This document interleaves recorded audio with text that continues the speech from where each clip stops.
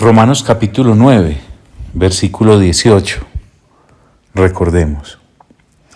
De manera que de quien quiere, tiene misericordia, y al que quiere endurecer, endurece. Pero me dirás, ¿por qué pues sin culpa? Porque ¿quién ha resistido a su voluntad? Mas antes, oh hombre, ¿quién eres tú para que alterques con Dios? Dirá el vaso de barro al que lo formó, ¿por qué me has hecho así?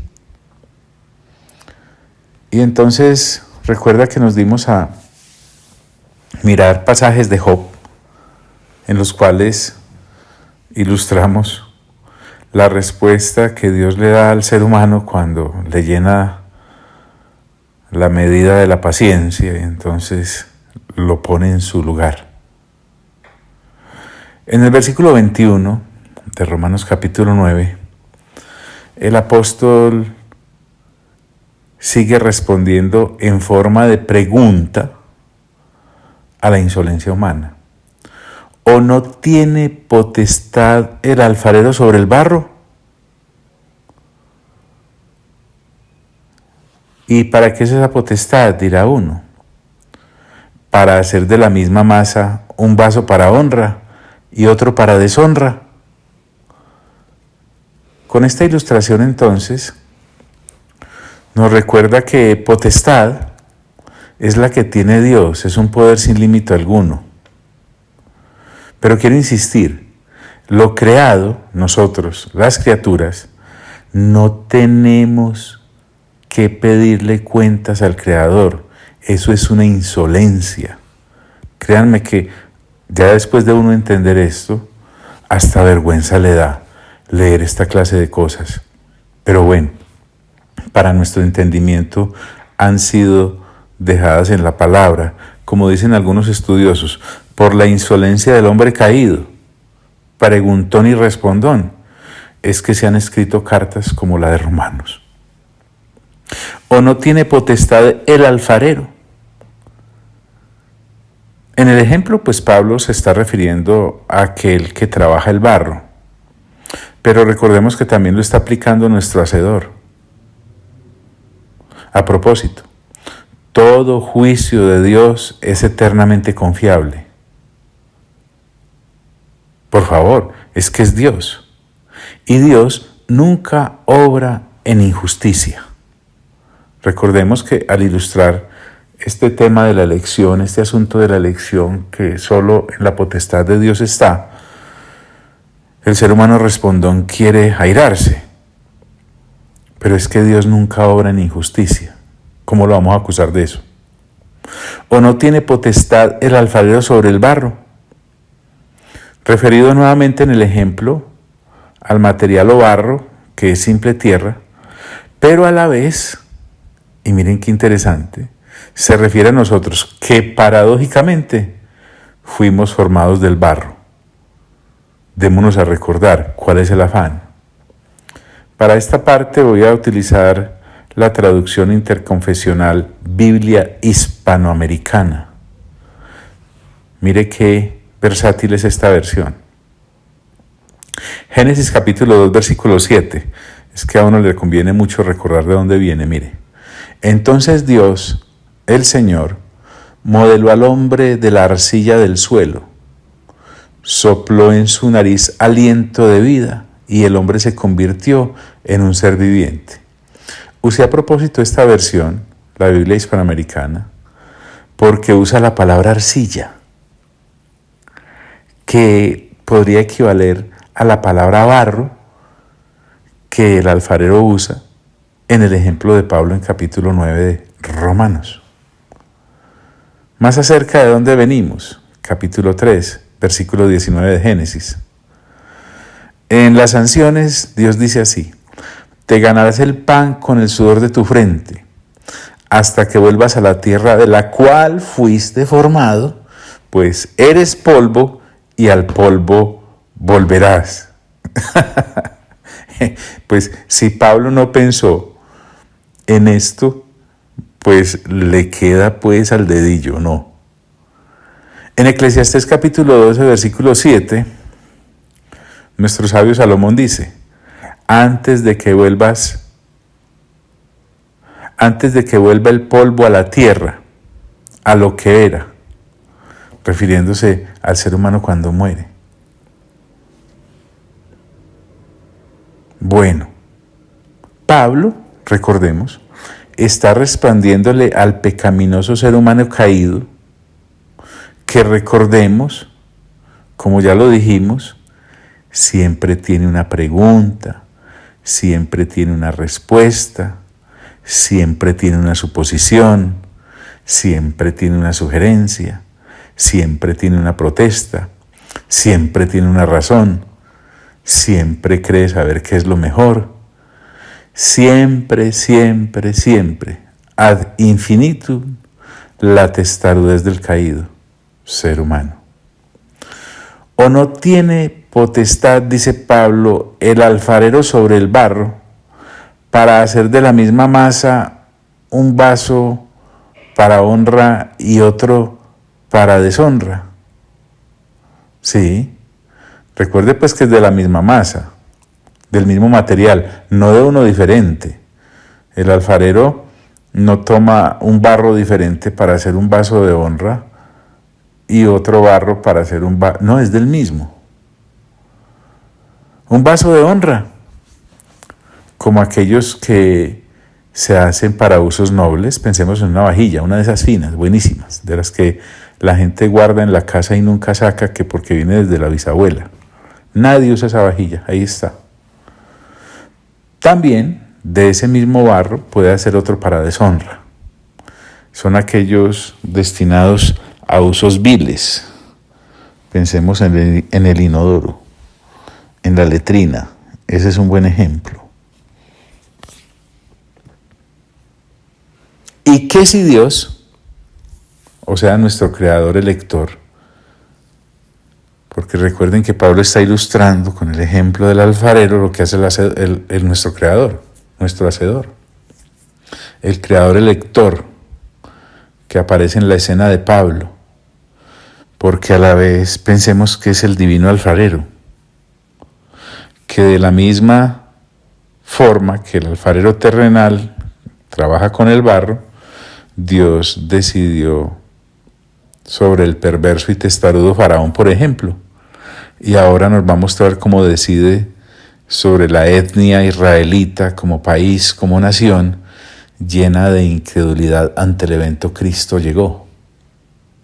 Y que si Dios, queriendo mostrar su ira y hacer notorio su poder, soportó con mucha paciencia los vasos de ira preparados para destrucción. A ver, desglosemos un poquito. ¿Cómo así que queriendo mostrar su ira?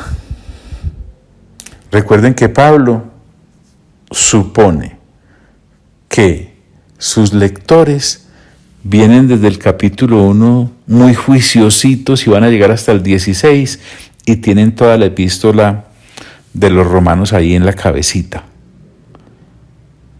Y usted y yo, 2000 años después, haríamos muy bien en tenerla. Romanos son 16 capitulitos. Lo escucha usted en un santiamén en estas Biblias que tienen audio. Hágalo, porque uno no puede pensar en leer un capítulo al mes de Romanos y entonces captar el panorama general de la carta. No, señor, usted y yo debemos ser bien diligentes. Al fin y al cabo en esto se nos va la vida eterna o se nos queda. Hablemos un poquito de la ira a la cual se refiere aquí el apóstol. Y que si Dios, queriendo mostrar su ira,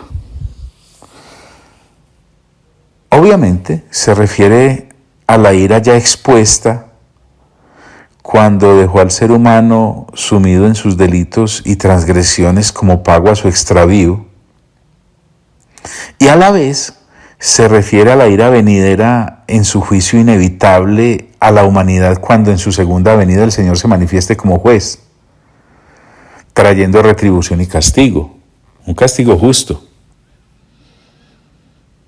Recordemos un poquito. Mire, por ejemplo, la ira venidera, la de Dios. para que no pajareemos. Es que dentro de la misma carta está todo lo que Pablo está citando. Romanos capítulo 2, versículo 5 en adelante, dice: pero por tu dureza y por tu corazón no arrepentido, atesoras para ti mismo ira para el día de la ira y de la revelación del justo juicio de Dios, el cual pagará cada uno conforme a sus obras. Vida eterna a los que, perseverando en bien hacer, buscan gloria y honra e inmortalidad. Pero ira y enojo a los que son contenciosos y no obedecen a la verdad, sino que obedecen a la injusticia. Tribulación y angustia sobre todo ser humano que hace lo malo, al judío primeramente y también al griego, pero gloria y honra y paz a todo el que hace lo bueno, al judío primeramente y también al griego, porque no hay acepción de personas para con Dios. Entonces, cuando Pablo aquí en el 9:22 me habla de la ira, pensemos en esa ira futura que al regreso del Señor será manifiesta, pero también pensemos en la ira actual de Dios. Sí, hay una ira por parte de Dios a la que está sometida el ser humano caído y perverso. Recordemos un poquito Romanos capítulo 1, versículo 18 en adelante. Mire si no. Porque la ira de Dios se revela desde el cielo contra toda impiedad e injusticia de los hombres que detienen con injusticia la verdad. Porque lo que de Dios se conoce les es manifiesto, pues Dios se lo manifestó. Porque las cosas invisibles de Él, su eterno poder y deidad, se hacen claramente visibles desde la creación del mundo, siendo entendidas por medio de las cosas hechas, de modo que no tienen excusa, pues habiendo conocido a Dios, no le glorificaron como a Dios ni le dieron gracias, sino que se envanecieron en sus razonamientos y su necio corazón fue entenebrecido. Profesando ser sabios, se hicieron necios y cambiaron la gloria del Dios incorruptible en semejanza de imagen de hombre corruptible, de aves, de cuadrúpedos y de reptiles.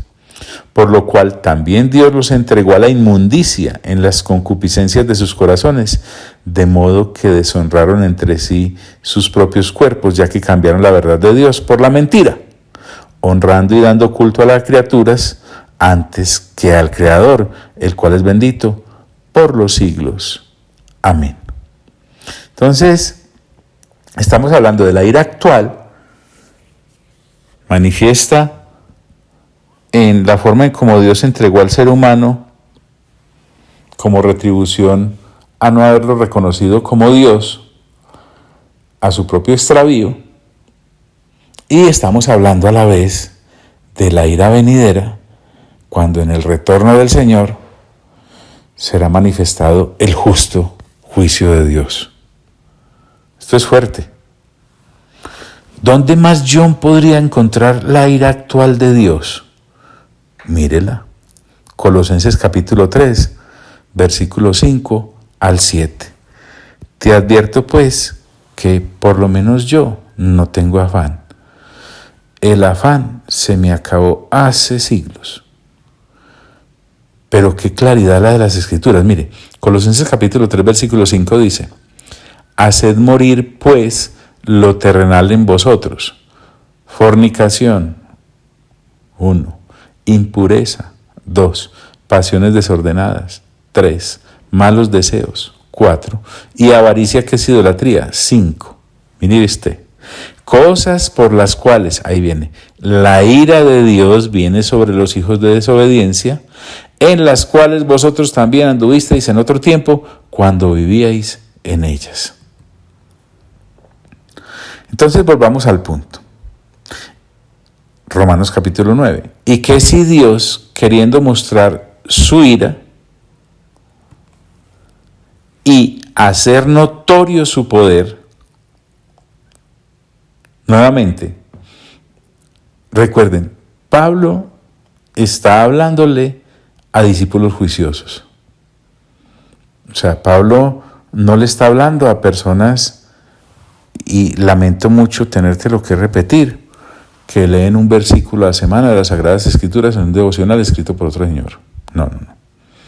Pablo le está hablando a personas que tienen una pasión desbordante por la lectura juiciosa de la palabra. De manera que pueden tener claros los temas a los cuales Pablo hace referencia, como en este capítulo. Porque ahora me dice, y hacer notorio su poder. Uno podría preguntar, ¿cuál poder? Recordemos que ya en el versículo 17 de este mismo capítulo nos dijo, porque la Escritura dice de Faraón, para esto mismo te he levantado, para mostrar en ti mi poder y para que mi nombre sea anunciado por toda la tierra. ¿Ves? Pablo supone que tenemos claro el asunto y él no abandona el eje central que es la elección. Ilustra muchas cosas, pero la elección es el tema central, en donde nos mostró que a Faraón lo escogió para manifestar su poder y dar a conocer su nombre sobre toda la tierra. También podemos encontrar algo de esto cuando ilustramos este ejemplo de que Dios hizo notorio su poder y dio a conocer su nombre. Cuando muchos años después, en Jericó se da esta situación que pasó mucho después de Faraón. Josué 2. Versículo 8. Entonces, antes de que los espías se acostaran, Rahab subió al techo y les dijo, yo sé que el Señor les ha dado esta tierra a ustedes. Aquí todo el mundo está muerto de miedo por causa de ustedes. Hemos oído que el Señor secó el agua del mar Rojo ante ustedes cuando salieron de Egipto. Pero es que eso pasó allá en los tiempos de Upa. Y mira, y lo que ustedes les hicieron a los dos reyes amorreos, Sihón y Og, del otro lado del Jordán, ¿se dio o no se dio a conocer el nombre de Dios y su poder? Claro que sí. Ustedes los destruyeron. Y cuando nos enteramos de todo eso, nosotros nos atemorizamos porque el Señor su Dios es el verdadero Dios del cielo y de la tierra. A ver, ¿lo conocían o no lo conocían? Claro que lo conocían. ¿Y qué si Dios, queriendo mostrar su ira y hacer notorio su poder, soportó con mucha paciencia los vasos de ira preparados para destrucción? Esta palabra soportó tiene mucha fuerza. Me habla de un Dios incansable que generación tras generación humana se aguantó gente como Faraón o gente como los incrédulos de Israel al mismo tiempo. Esta cosa es bien interesante porque soportó, además de soportarlos, dice Pablo, con mucha paciencia.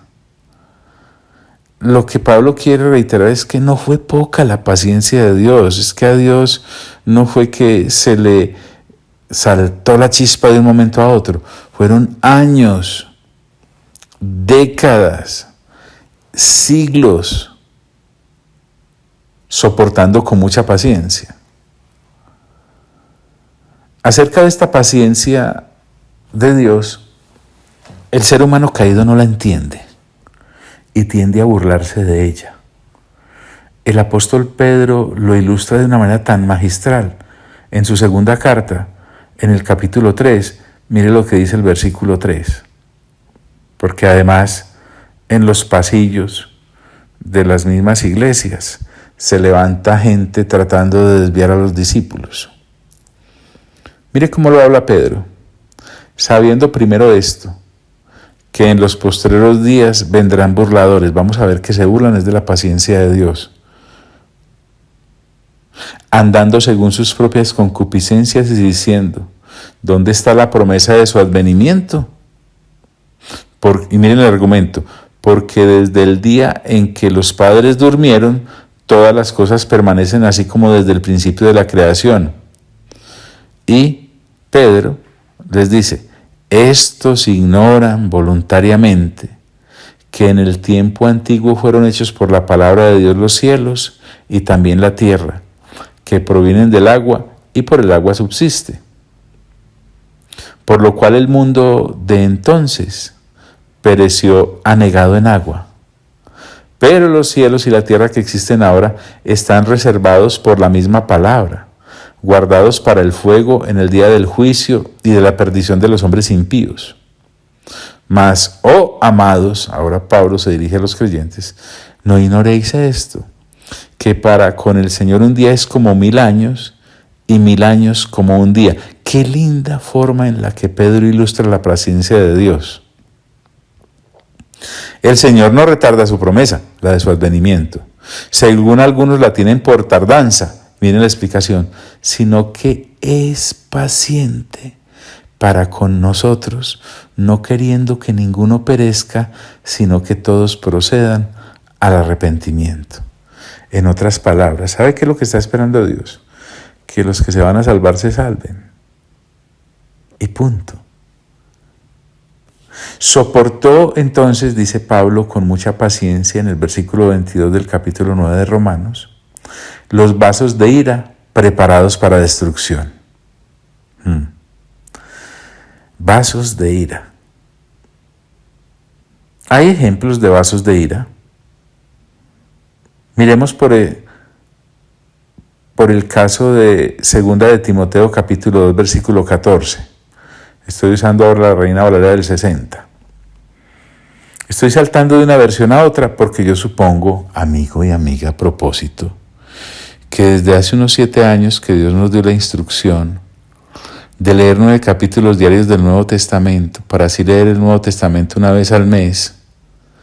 Espero que no te hayas quedado en una sola lectura de una vez un mes, porque la instrucción del Espíritu Santo es, y al siguiente mes, leer otra vez los 9 capítulos, pero en otra versión, y al siguiente mes, otra vez los 9 capítulos, para así tener todo el Nuevo Testamento en otra versión. Y eso te da una amplitud hasta de vocabulario, le cuento. Entonces, veamos ejemplos de vasos de ira. En 2 de Timoteo, capítulo 2, versículo 14. Véalo acá. Recuérdales esto, exhortándoles delante del Señor a que no contiendan sobre palabras, lo cual para nada aprovecha, sino que es para perdición de los oyentes, le advierte Pablo a Timoteo que pastoreaba en Éfeso. Procura con diligencia presentarte a Dios aprobado como obrero que no tiene de qué avergonzarse, que usa bien la palabra de verdad. Cuando dice allí que usa bien la palabra de verdad, el énfasis es que la traza rectamente. Mas evita, le dice Pablo a Timoteo, profanas y vanas palabrerías, porque conducirán más y más a la impiedad, y su palabra carcomerá como gangrena. Y miren 2 ejemplos de vasos de deshonra, de los cuales son Himeneo y Fileto, que se desviaron de la verdad diciendo que la resurrección ya se efectuó y trastorna la fe de algunos. Pero el fundamento de Dios está firme, teniendo este sello: conoce el Señor a los que son suyos, y apártese de iniquidad todo aquel que invoca el nombre de Cristo. Y miren acá el ejemplo, cómo lo traza Pablo. Pero en una casa grande, no solamente hay utensilios de oro y de plata, sino que también hay de madera y de barro, y unos son para usos honrosos y otros para usos viles. Así que si alguno se limpia de estas cosas, será instrumento para honra, santificado, útil al Señor y dispuesto para toda buena obra, lo cual me quiere decir que Himeneo y Fileto no eran vasos de honra, sino de deshonra. No eran instrumentos de honra, sino de deshonra. Estamos ilustrando a más no poder con las mismas Sagradas Escrituras, la Sagrada Escritura. Queriendo mostrar su ira y hacer notorio su poder, soportó con mucha paciencia los vasos de ira preparados para destrucción. Quiero ser exhaustivo. Ahora Pablo en el versículo 23 de Romanos capítulo 9 dice: y para hacer notorias las riquezas de su gloria, las mostró para con los vasos de misericordia. Ubiquémonos. Al igual que con Faraón, Dios dio a conocer su nombre y su poder, como dice este mismo texto de Romanos capítulo 9. Ahora, con respecto a Israel, Dios habla de que va a exhibir las riquezas de su gloria. Riquezas en las cuales Dios salva a los que creen en Cristo. ¿Y cómo lo hace? ¿Cómo lo anuncia? A través de las buenas nuevas, es decir, del Evangelio. Y una vez el Evangelio es recibido y las riquezas de gloria del Señor son manifestadas, nos incrusta en su propósito. Porque además debemos recordar que estamos hablando de la elección, sí. Que estamos hablando de los vasos de honra y de los vasos de deshonra, sí. Que estamos hablando de ejemplos como el de Faraón y del mismo Israel incrédulo, sí. Pero no podemos perder de vista que el propósito de Dios es lo realmente central. Pero paremos un momentico, vuelvo y te digo, ¿cuál es el afán? Si usted lo tiene, agarre otro rumbo. Es que uno se encuentra esta palabra riquezas de su gloria, las de Dios, o esta expresión constantemente en las cartas del apóstol Pablo. ¿Por qué no miramos otros ejemplos de riquezas? Porque desafortunadamente para el ser humano caído, cuando le hablan de riquezas, inmediatamente piensa en oro, plata, piedras preciosas. Piensa en finanzas, piensa en estratos, piensa en fondos bancarios, piensa en inversiones en propiedades, básicamente en lo que el mundo como sistema caído es esclavo. Y para hacer notorias las riquezas de su gloria, hombre, yo tengo que preguntarme si capto por lo menos un poquito qué es esto de las riquezas de la gloria de Dios. Vamos a algunos pasajes de la palabra. En Romanos capítulo 11, versículo 33, que veremos más adelante, dice el apóstol en esta manera poética, ojo esto: oh profundidad de las riquezas, de la sabiduría y de la ciencia de Dios. Pablo llama riquezas a la sabiduría y a la ciencia de Dios. Mire que no está hablando de vil metal. Y dice, cuán insondables son sus juicios e inescrutables sus caminos. Y allí están signos de admiración.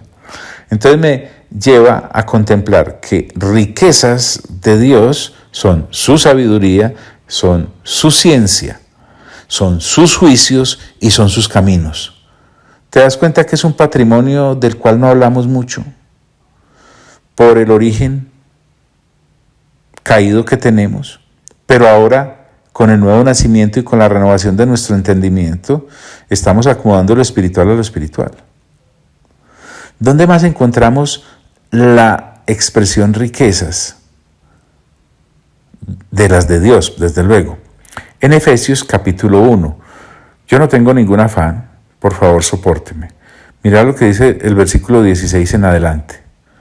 Pablo dice así: no ceso de dar gracias por vosotros, haciendo memoria de vosotros en mis oraciones, para que el Dios de nuestro Señor Jesucristo, el Padre de gloria, os dé espíritu de sabiduría y de revelación en el conocimiento de Él, alumbrando los ojos de vuestro entendimiento, para que sepáis cuál es la esperanza a que Él os ha llamado. Y aquí viene: y cuáles las riquezas de la gloria de su herencia en los santos. ¿Ves? Pablo pide en oración a Dios que haya espíritu de sabiduría y revelación en los creyentes para entender, entre otras cosas, las riquezas de la gloria de su herencia en los santos. Y no se está refiriendo, vuelvo y te digo, a oro, plata y piedras preciosas. ¿Y cuál la supereminente grandeza de su poder para con nosotros los que creemos, según la operación del poder de su fuerza, la cual operó en Cristo, resucitándole de los muertos y sentándole a su diestra en lugares celestiales? La resurrección es una riqueza de esa parte de las riquezas que Dios está hablando. ¿Te das cuenta qué limitada es nuestra visión en cuanto a las riquezas? Y dice, y sentándole a su diestra en lugares celestiales, sobre todo principado y autoridad, y poder y señorío, y sobre todo nombre que se nombra no solo en este siglo, sino también en el venidero. Mira, las riquezas de Dios, en la expresión que Pablo está dando, no solamente son para esta era del ser humano, sino para la era posterior después del advenimiento del Señor, o sea, en la eternidad, sino también en el venidero, y sometió todas las cosas bajo sus pies, y lo dio por cabeza sobre todas las cosas a la iglesia, la cual es su cuerpo, la plenitud de aquel que todo lo llena en todo. John, ¿habrá más versículos acerca de las riquezas de Dios? Sí. Efesios capítulo 2, versículo 6 en adelante. Dice Pablo, y juntamente con él nos resucitó, y asimismo nos hizo sentar en lugares celestiales con Cristo Jesús, para mostrar en los siglos venideros las abundantes riquezas de su gracia en su bondad para con nosotros en Cristo Jesús. ¿No te parece entonces que era muy limitado nuestro concepto de riquezas? Efesios capítulo 3, versículo 8. A mí, dice Pablo, que soy menos que el más pequeño de todos los santos, un mini, según Pablo, me fue dada esta gracia de anunciar entre los gentiles el evangelio de las inescrutables riquezas de Cristo. Sí las hay, se pueden conocer, pero a la vez son inescrutables, dice el apóstol. ¿Dónde más habla de estas riquezas, John? Ya me está interesando el tema. Efesios capítulo 3, versículo 14 en adelante. Dice, por esta causa doblo mis rodillas ante el Padre de nuestro Señor Jesucristo, de quien toma nombre toda familia en los cielos y en la tierra, para que os dé, conforme a las riquezas de su gloria, el ser fortalecidos con poder en el hombre interior por su Espíritu, para que habite Cristo por la fe en vuestros corazones, a fin de que, arraigados y cimentados en amor, seáis plenamente capaces de comprender con todos los santos cuál sea la anchura, la longitud, la profundidad y la altura, y de conocer el amor de Cristo, que excede todo conocimiento, para que seáis llenos de toda la plenitud de Dios. Riquezas, o sea, la plenitud de Dios. Riquezas, el ágape de Dios. Riqueza, el entendimiento para entender la plenitud. El Espíritu Santo para ser fortalecidos en el hombre interior. Mira, por ninguna parte aparece la palabra declaración de renta, saldos en el banco, CDTs, préstamos, sobregiros, nada. ¡Qué horror! ¡Qué ignorancia!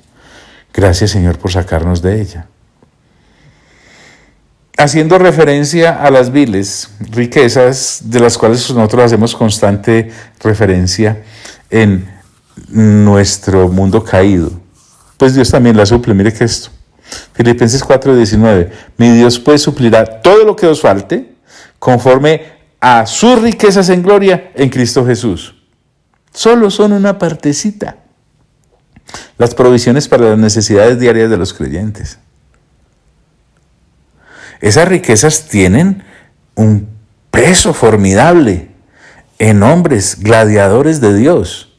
Mire, por ejemplo, esta decisión de las cuales nos habla Hebreos capítulo 11, versículo 24 al 26. Es que por uno por andar por afán no se da cuenta, pero miren, en una ocasión Moisés tuvo que plantearse por cuál riqueza se iba. Mire usted, por la fe Moisés, hecho ya grande, rehusó llamarse hijo de la hija de Faraón, escogiendo antes ser maltratado con el pueblo de Dios que gozar de los deleites temporales del pecado. Ojo ahí, teniendo por mayores riquezas el vituperio de Cristo que los tesoros de los egipcios.